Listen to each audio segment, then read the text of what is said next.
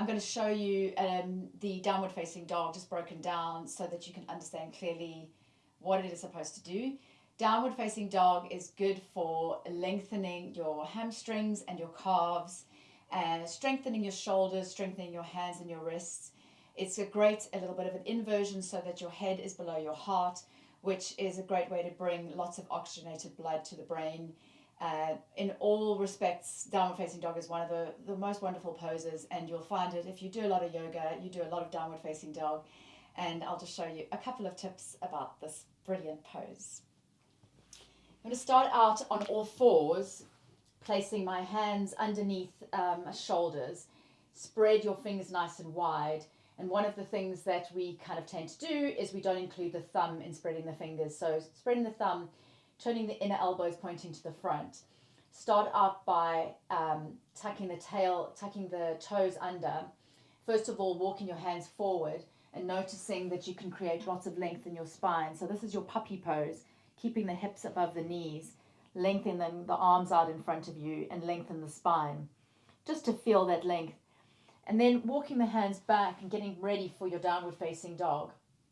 Take your hands about shoulder distance apart, maybe a little bit wider if it feels more comfortable. Your feet should be about hip distance apart, so just check them before you go up.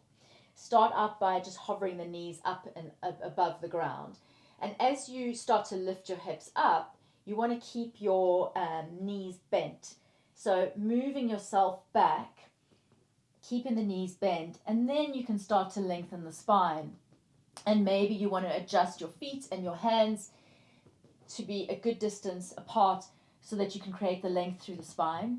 Spread the toes, spread the fingers, press your hands into the mat, looking down and lengthening the spine. So as you press your chest towards your thighs, you are going to lengthen the spine, lift the hips up into the air. Maybe the knees stay bent. As soon as you start to straighten the legs and bring the heels down to the ground, you might find that you get a rounding in the spine, which is what you don't want. So if you notice that happens, just bend the knees and then press the chest so that you've got the length through the spine again.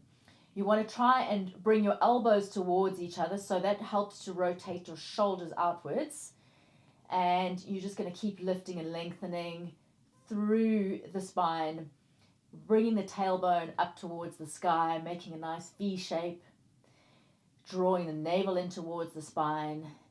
And you'll straight away start to notice the length that you are creating in your hamstrings, your calves, and the strength in your shoulders.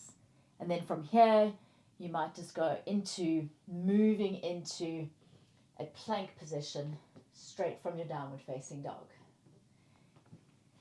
And that's it.